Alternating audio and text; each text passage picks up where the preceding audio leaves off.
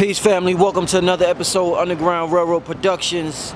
This is your host, Brother Rich. We live in downtown Brooklyn with Red Pill, one of my hip-hop correspondents, man. You know, he always dropped the jewels dealing with the hip-hop culture, him and his brother Blue.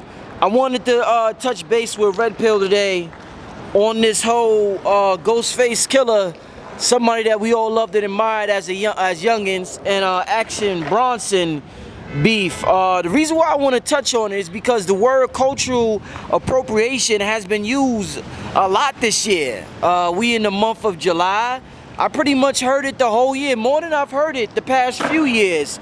So, you know, I was on Facebook. At first I was like, nah, I ain't gonna talk about it.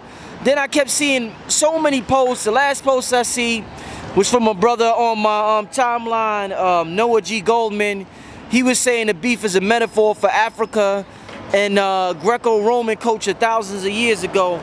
But I just want to touch on this whole cultural appropriation thing. We heard Azalea Banks mention the word. We heard a sister from the Hunger Games mention the word. What is your take on this? Is this cultural appropriation? What are your feelings based on what you see transpired within the last 48 hours, Red Pill? Well, it's interesting that we're doing this broadcast from the planet of Brooklyn. You know, one of the most sacred places for black people worldwide. I say that to say that anybody that's living in BK right now can understand what Brooklyn is going through in terms of what we call cultural appropriation, or culture vulturism, or culture vampirism, or what some people would erroneously term regentrification. And I'm still trying to understand what the hell does that really mean. You know what I mean? We're talking about people who are not of the culture moving into a place where the culture is thriving, moving into a place that is built off of the culture and basically feeding off of the culture. So cultural appropriation would be a byproduct, or rather an action that the culture vultures are participating in. All right? Where they're taking aspects of our culture, such as our hairstyles, such as our dance, such as our lingo, our language, such as our the way that we carry ourselves, the algorithms that define our culture, and using it for their benefit, such as Justin Bieber running around with grills on, the Kylie Jenner with cornrows, what's his name? Justin Timberlake running around acting like, dancing like, talking like, trying to be like one of us. But when there's situations that involve our culture, when there's situations that involve that demand our attention, for those of us, for those that are eating off of our culture, those people are silent. When it's time to put up money to help propel the culture, when it's time to put up money to fund those in the culture that are coming up from the ground, not corporate sponsorships and charities, not the big boys sitting at the table with the big boys, because it's easy to do that. Sitting at the table with the little guys, pulling up, throwing bread, putting money, creating budgets, you know, putting money into the same hoods and things of that nature that you are basically receiving culture from. Cultural exchange, non-existent, doesn't exist, never heard of it. You know, no plans to even hear about it in the future. So basically it's a pimp to whole relationship that we're talking about, where these Europeans and other people are coming inside of our industry that we were speaking about last week, where they did a report, they did a study. The London University, which will be on top of the Ivy League colleges in America, they went forth and did a report and said that hip-hop is the most influential and powerful genre of music on this planet. All right? Not now. They did the research to cover jazz, to cover rock and roll, to cover opera, and they said out of all of these musical genres, hip-hop was the number one. So cultural appropriation would be that you are taking something that is globally respected, globally appreciated, and you ain't even doing nothing for it. You ain't sending nothing back. All right. Okay, so with that being said, Red, all right, is it that with hip-hop culture, is it that you feel as though, because I think about Eminem, And I think about how all the artists, Eminem seems to get the less flack out of all the white artists that come into hip-hop culture. So is it that, you know, people don't, you know, black people don't want any white people within hip-hop culture? Or is it you have to be of a certain caliber talent-wise, or you have to show a certain amount of respect? Is it because he signed 50 and all of them that people, you know, what is it that, like, what is it exactly? They don't, you know, because you think about MC Search, and all these people that seem to didn't have a problem. So what do you think it is exactly, Red Pill? MC Search, and when it came to Eminem, you had MCs who did not sound like other MCs. So it was not Attack of the Clones. You had MCs who forged their own style. Eminem being a battle rapper who was one of the few who made the transition from battle rap to commercial rap, right? MC Search in third base, in their heydays, they were around the native tongues, they were around the golden era and things of that nature. They knew their position. What MC Search and third base were doing were banging on Europeans. They were a part of that run right there. They were not misappropriating the culture. They were not necessarily using the culture. They were actually amongst God bodies. They were down with KMD. They brought KMD, where you have MF Doom later on. They were calling white people devils. So Detroit, if you know the conditions of Detroit, if you know the history of Detroit, if you know the rich history, the musical history of Detroit, and then you see Eminem, you don't necessarily feel like he's trying to jack Motown sound. You don't necessarily feel like he's trying to jack any of those brothers who come from Detroit, the pioneers of the Detroit sound. He wasn't really necessarily running with Trick sound. He was surrounded by a group of brothers by the name of D12, a rap group, a collective, and they were working with him in tandem to improve his sound. And he went forth and did such. So Eminem is a rare case. Action Bronson, though, the reason why he's getting banged on is because, nigga, you're a clone. You sound just like Ghostface. You had a grace period, like he said. We let you live. People didn't say too much, but now it's getting out of hand. So you got Iggy Azalea or Azealia. She's trying to sound like she from down south. Bitch, you from Australia. You don't know, that's not who you sound like. You try to come out 3 times before you was sounding like that. So the issue that they have with these European artists that come in and try to clone, you were slang, you were in blackface, you were rapping in slang. Like, you don't even sound like that. You're from Australia. You're not from Bankhead. So that was the issue. And then with Action Bronson, bruh, if I turn the lights out and I close my eyes, you try to sound like Ghost Dini, but you're not Tony Starks. Like Tony Stark said, where's your supreme clientele? You know what I'm saying? Where's your classic albums? Like, you don't even have that. You're talking about a legend. And he put on the first album, I don't want nobody sounding like me. So that's really the issue. I don't even say it's a white thing. Then you got this the young boy called Young Old Drool sounding like Nas. You're cloning the greats. You're cloning the legends. You could be blue black. It could have been an orange nigga from Orange County sounding like Ghostface. There's a problem with that. It's not about the skin complexion. It's just that hip-hop in its origin, in its original state, in its pristine state, was all against biters. Was it not? That was one of the tenets of hip-hop. You can't bite me, bro. You cannot copy my style. Dana Dane and Slick Rick could not exist in the same space. They couldn't serve the same. You know what I mean? Like, you know, eventually Slick Rick had to take the lead because Dana Dane was trying to sound like Slick Rick. That's my take. Do you feel as though today's hip-hop artists, or not even hip-hop artists, but just the people in hip-hop culture should be more vocal about these artists that they feel are trying to, as you would say, be culture vultures? Like, we've heard Dame Dash speak out, we've heard Azealia Banks speak out, but for the most part, people have the, you know, to each his own mentality. Let them do what they do. Let them live mentality. Do you feel as though that type of mentality that we seem to possess now is causing the hip hop culture to go down the drain? In my humble opinion, and it's only my humble opinion, it's not the word of, you know, the collective. I feel that the hip hop community should approach, you know, dealing with some of their issues in the way that the conscious community has been learning to deal with issues that seem to have all of these different opinions attached to it. They need more debates.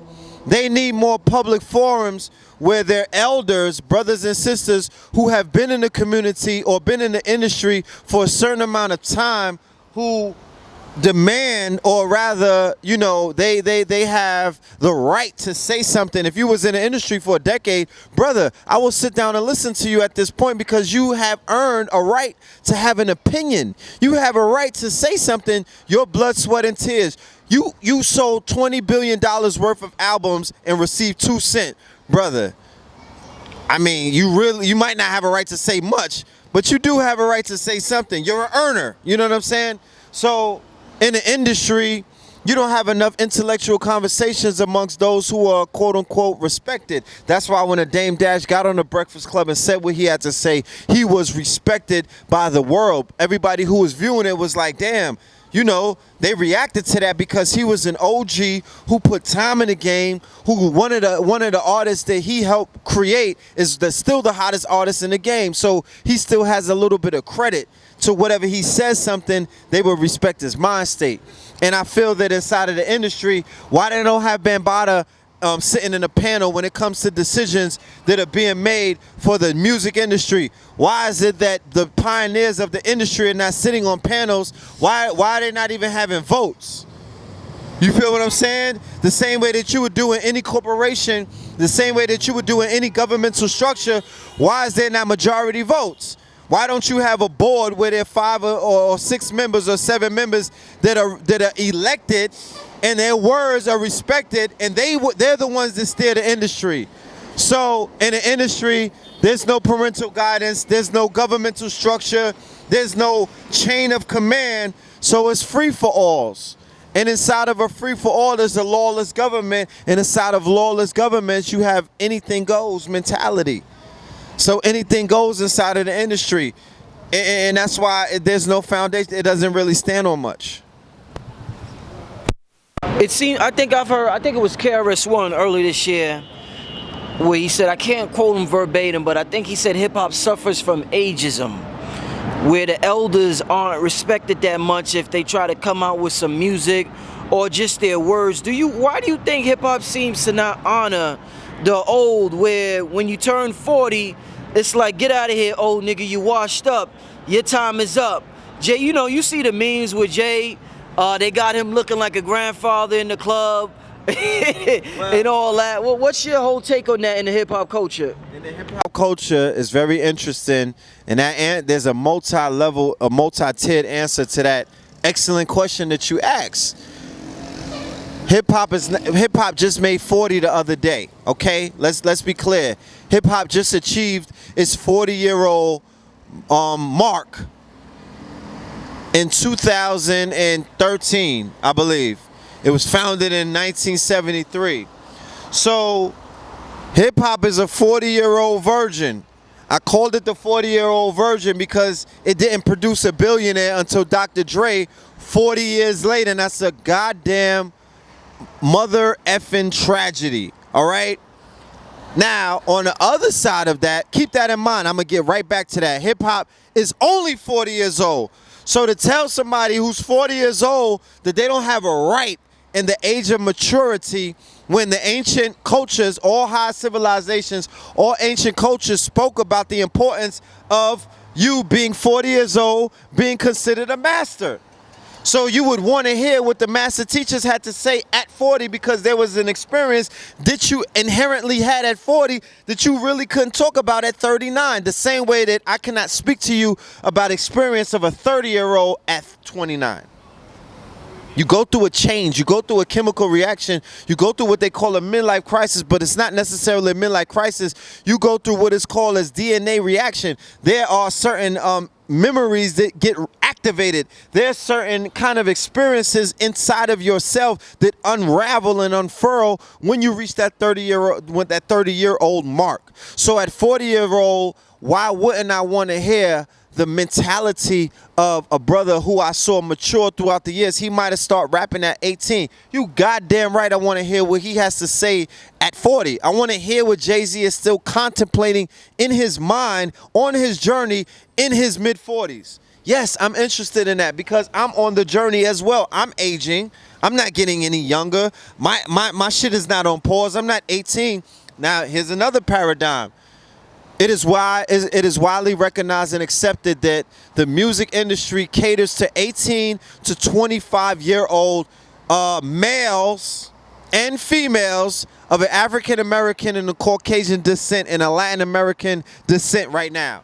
So, with that being said, when you turn on the radio, the music and the message behind the music is catering to the millennials, 18 years old to 25. So they're telling you, anything younger than that, we really don't give a fuck. So Usher is going to tell you that he doesn't find anything wrong with you dancing on the pole. And Nicki Minaj is going to tell you to shake that ass. And the little young boys is going to tell you that they don't got their type. Bad bitches is their type. They don't got a life. And all of these other things that all of the rappers are saying on the mainstream radio. There are 20 songs that they play in heavy rotation across the planet damn near with Clear Channel and those other radio stations. So anything else, any kind of intellectual conversation beyond a 25-year-old, because from 18 to 25-year-olds, what are you thinking about? You young, dumb, and full of cum. F 18 to 25. It's all about sex, money, and murder. Okay? You flirting with death in your younger years, in your young adult years. You're living on the edge, right? You might be in the streets. You might be in a bando. You might be in a strip club. You might be hugging a block. You might be kicking doors down. You might be selling that thing. You might be selling that work or that wet or whatever. So the mentality of an 18-year-old to a 25-year-old is very reckless. It's very on the edge. You dig what I'm saying? It's not as mature as somebody who is raising a family or who has a career and an occupation, who has responsibilities post 25 years old. So the songs on the radio that just tell you to pop pills, drink, some syrup, some lean, some liquor, some brown, some white, some purple, some red, whatever the color is of the day, people between the ages of 18 and 25 years old don't really have too much to question about. They don't really have a problem with that. They shit is happy-go-lucky. There's not a lot of bills to be paid. You might be living in mama's basement. You might have got your first crib, post-college or whatever. It's happy-go-lucky with you. So anybody that's past that age, yeah, they're not going to encourage you to get on the mic, to talk about anything that's progressive, to talk about your maturity, to talk about how you see life, to talk about some of the mistakes that you made when you was 18 years old in a very intelligent, poetic way, so brothers and sisters that are coming up could heed that. Because when I was young, when I was in my younger years, 13 and 14-year-olds, the 18-year-olds of that time was called Nasir Jones, all of the members of Wu-Tang, okay, and prior to that, it was Eric B. and Rakim. Those were teenagers. Big Daddy Kane was a teenager when he came out. They were 18 years old, moving the crowd and enlightening grown-ass men and women. You understand what I'm saying? Shaking up the industry, basically creating a culture that has become the dominant culture or the dominant music genre around the world. This was done by teenagers. But the teenagers of these days are not necessarily focused on that mentality. So yes, and then going back into the conscious community, do you only want to hear young lecturers? Do you only want to hear young teachers? Do you only want to hear the perspective of young scholars? The whole Hidden Colors series is people that's over 39 years old.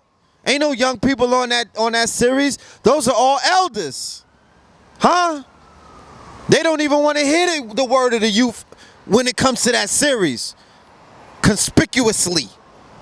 So, you know, when it comes to the community, you want to hear the word, because I want to hear the young gunners, I want to hear them young shooters, I want to hear the youth, I want to hear Polite, I want to hear SETI, I want to hear the Pills, I want to hear Inky, I want to hear KT, I want to hear the people who the elders have passed the torch to. I will not ignore them, but I want to hear the perspective of the elders and the master teachers who I respect, who can speak about experience, who can speak about the do's and the don'ts, who can speak about their perspective coming from an elder, who can speak about what it is that they went through in the 60s and the 70s and the 80s and the 90s and the 2000s and onwards, because I have respect for them. Okay? So if hip-hop adopted that and adapted that and implemented that the same way that the conscious community needs to do that, then they will see themselves much further.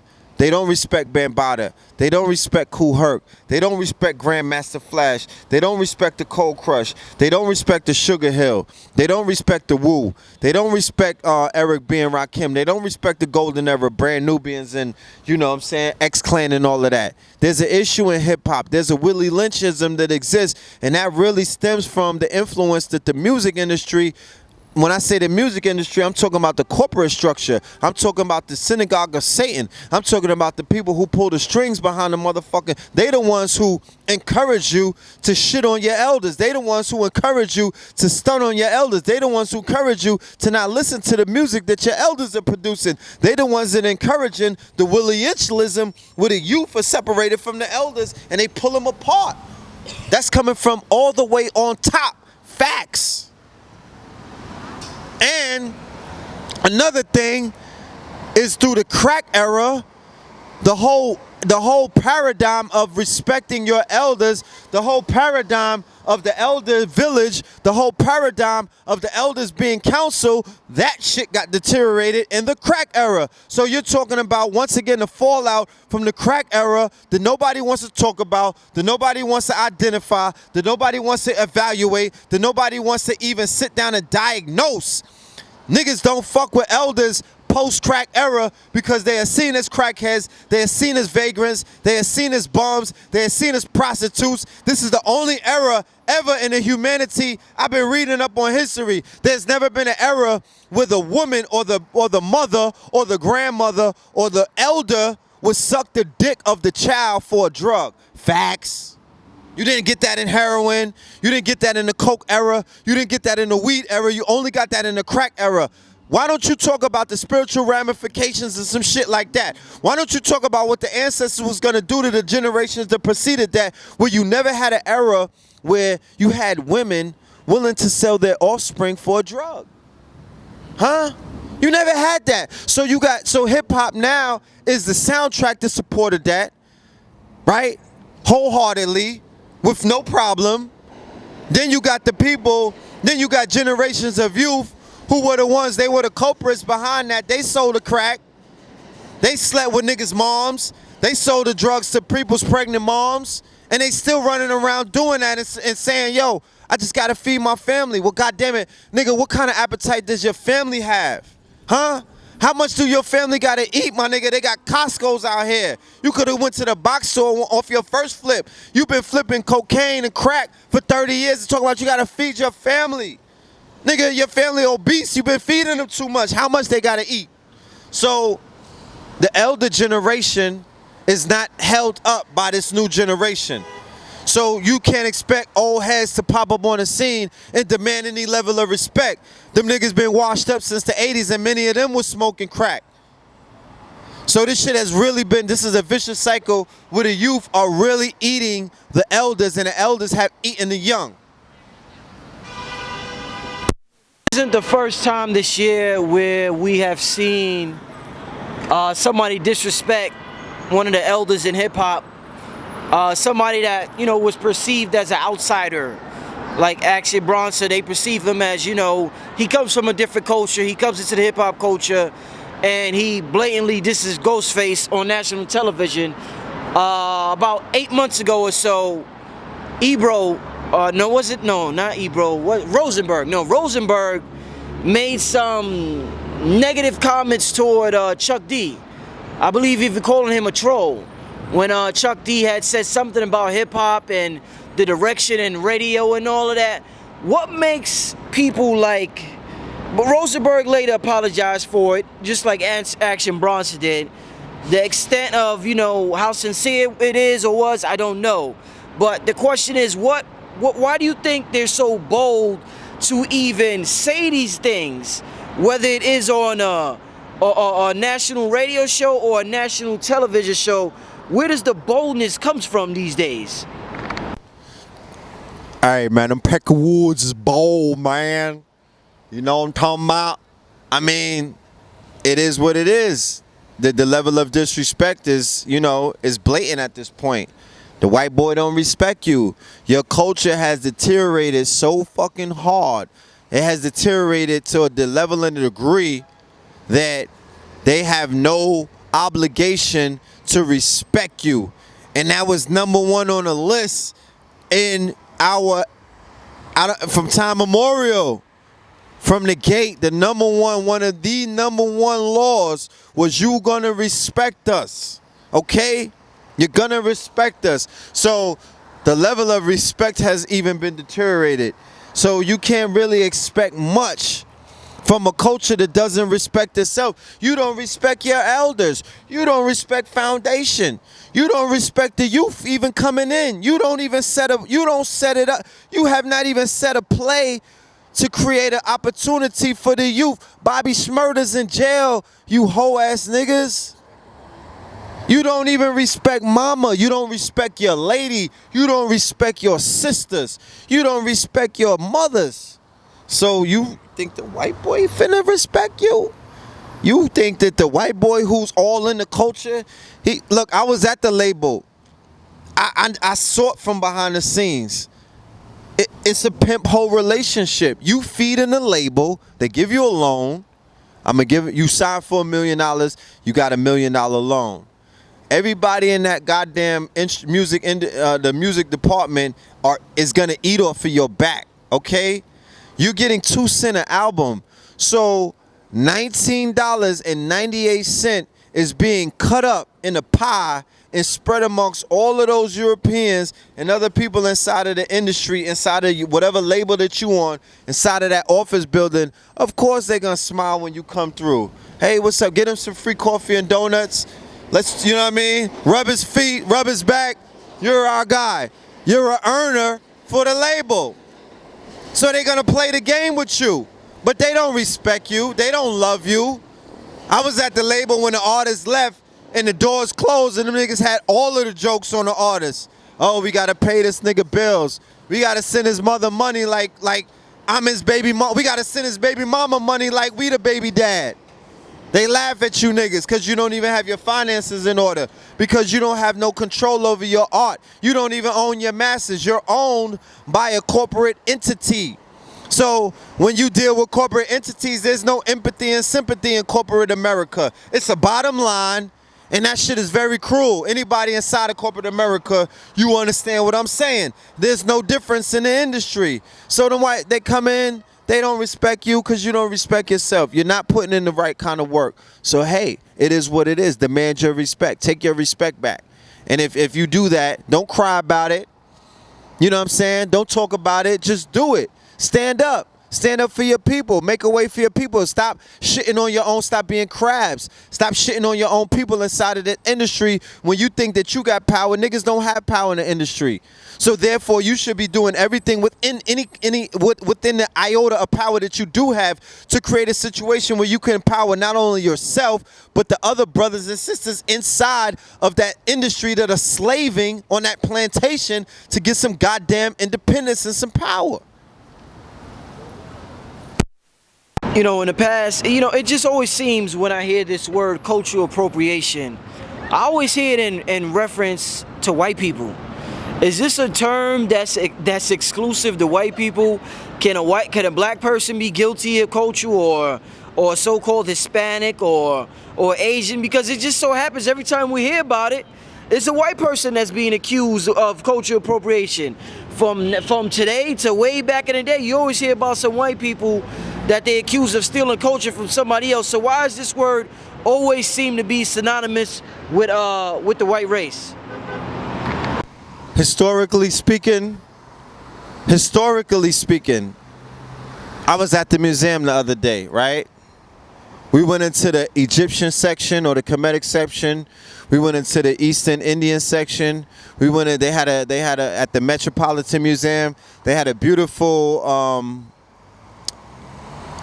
exhibit dealing with China, all right? The fashions of China and things of that nature. When I was looking at all of these different cultures, right?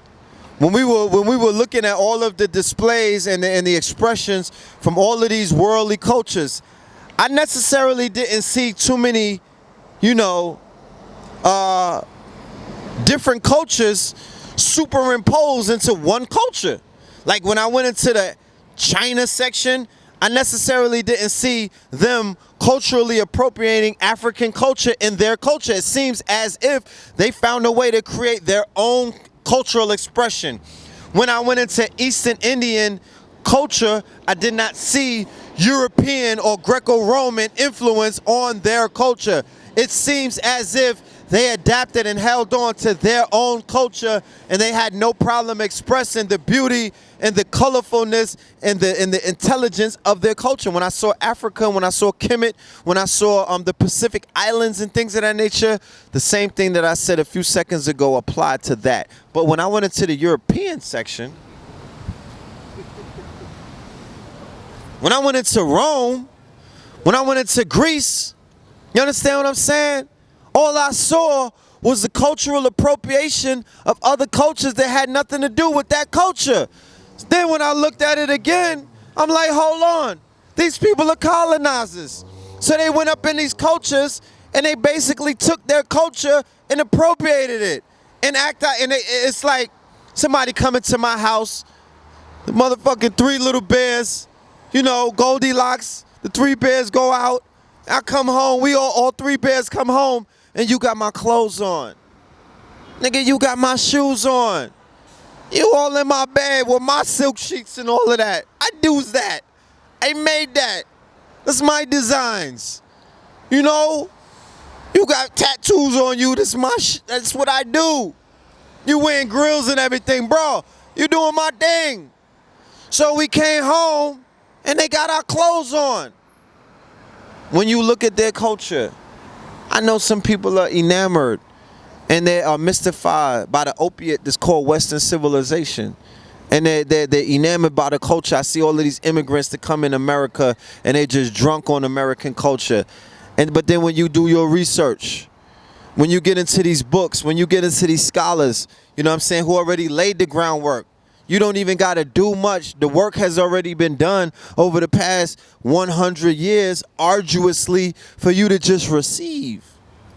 Okay, so when you get into the works of Ivan Van Sertima, when you get into Cheikh Anta Diop, when you get into George G. Jackson, when you get into Dr. Ben, when you get into Valentine Blair, Hakeem Bey, and all of the greats that came, they're going to show you beyond, when you get into Steve Coakley, Runoko Rashidi, and all of them, they're going to show you beyond a reasonable doubt, Eugene Adams and all of them, they're going to show you that the European has usurped culture everywhere that they've gone. But what did they bring? Where's the cultural exchange? What did you bring? What did you exchange? Right? What did you give somebody else for the culture that you receive? Okay? And that's my argument when it comes to hip hop. Oh shit, word, people in Japan is breakdancing. Oh, that's Jabberwockies. Oh, that's nice. Oh, y'all rapping over there in Ireland? Oh, that's what's up. I appreciate that. But where's the exchange at? Okay? You got people in Japan taking hip-hop and running with it. All right, cool. You niggas make video games, though. Y'all do manga, comic books, and all of that stuff. You're known for your creativity. Could we get a manga? Could we get something for Capcom with a brother with an afro? His own video game? You understand? Could we get an animated movie? You know what I'm saying? Bigging up the culture, bigging up our history. All I'm saying is there needs to be an exchange. So if you feeding off of our culture, well, goddamn it, bring us into your culture and let us do something for you.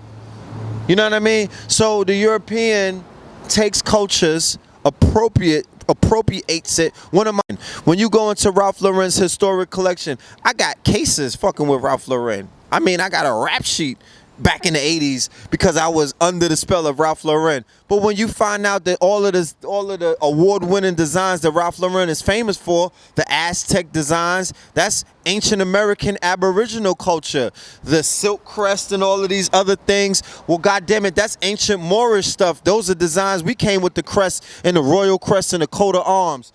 Then you have them with the teddy bear, the ancient Indian head, that's Aboriginal family. The Aztec, that's Southern American culture. That's Aztec culture. That's Mesoamerican culture. Then he's famous off of all of the Mesoamerican, the colorways and all of that other nigga. That's coming out of Arizona. That's indigenous. That's Aboriginal. So all I'm saying is, even all of their stuff, the patterns that they use, the colors that they use, the fabrics that they use, all of that is not of European culture.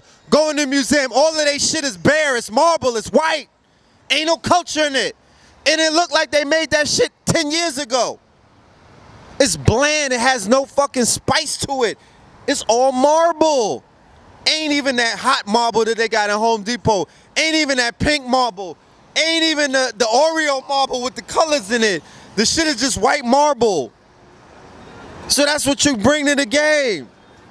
You don't own, you're not responsible for much. So, like they said, the only thing that they invented was the patent office. Everything is ours. Fuck that.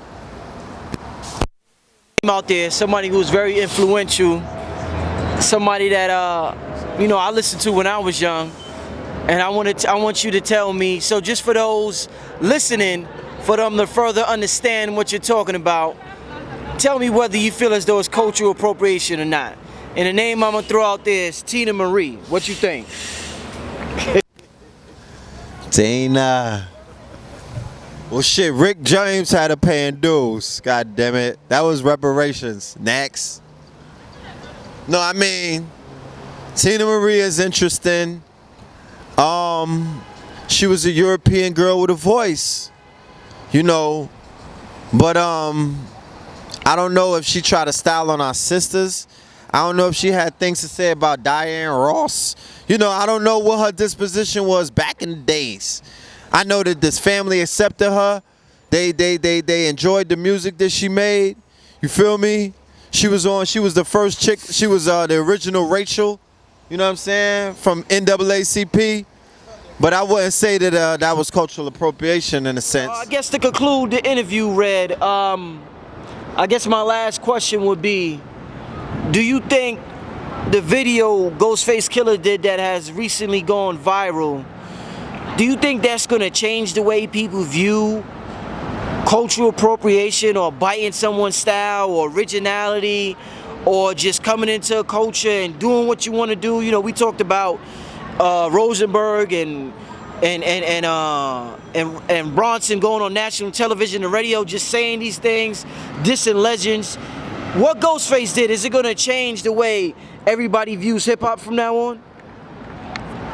Not in its entirety. One thing that I do know as a connoisseur of the culture, just watching and listening, it usually takes a lot of work. You know what I mean? It usually takes a string of repetitive and consecutive incidents, to affect the narrative, because this shit is such a microwavable, culture, a minute by minute culture. Like, we will forget about this by next week and move on to something else, So what I'm saying is, what Ghostface Killah did as an elder who has elder stateship in hip hop, so therefore he has a voice. He has the right to say whatever the fuck he wants to say, because of the work that he put in and because of his history in the game. There's other elders that have dropped the ball. My question to the elders would be, do you even love the youth? Like, are you really the fucking big homie? Are you really the OG? Are you really there for both your legacy and the ones that are coming before you? Because to be honest with you, a lot of the elders dropped the ball. Them niggas have completely neglected the generation that has come before. And that's why the love in the streets for the Pills, for Rich, for Sonetta, for Polite, for all of the brothers who are OGs or considered OGs to these youth, that's why they react the way that they do, because they know that they know that there's a level of love that's involved. They know that they know that the OGs care for them enough to the fact that we're going against the grain, speaking to them, saying fuck these fake niggas, running them out of town, pulling their skirts up, turning the lights on, you know what I mean, and not going with the program that they initially have you guys going for, making you think that it's okay to be super corny, making you think that it's okay to be super downstairs, making it think that it's okay to it's smart to be dumb now, making you think that it's okay to be a fucking knuckle dragger. No, we're not. We're saying no to that. We're saying hell to the motherfucking no. And the works that we're doing in the demonstration is reflective of that. So going back to the whole Ghostface thing, there needs to be more outspoken legends in the game. You know what I mean? Like, use this Action Bronson shit to be your rallying call. Get the clones out the industry. Get the fucking culture vultures away from us. You feel what I'm saying? It's a cancer inside of this goddamn industry. It's a cancer in our community. You feel what I'm saying? It's a cancer to our generations. So if you don't remove it, it's only going to fester. So if you don't cut that nigga completely out of the industry and others like him, then they will fester and they will grow stronger, and you will have incidences where they will begin to even not sound like you. Motherfuckers will actually start looking like you. Okay? There'll be a new rapper that looks exactly like a nigga and sounds like him, like an android or something, and y'all won't have a problem with that. So real talk, like fucking Apple might come out with a goddamn drone of you niggas. So we have to do what the elders. We standing on the shoulders of the great ones, and we know what the great ones was about. No cloning, no biting. There are golden rules in hip hop. Let's just follow those rules and we'll be good. You know what I mean? It's like a governmental structure. Let's follow those rules and we won't have certain incidents, because this shit feels, when you first heard Action Bronson, you knew that shit felt abnormal, artificial. It was weird. It was weird. But you didn't even have a reference point to like really not listen to that shit. I turned it right off. But it felt weird to me. I'm like, what's going on? So I'm glad that he said something. You know, there's some more people that need to be addressed, and we'll see what happens in the future.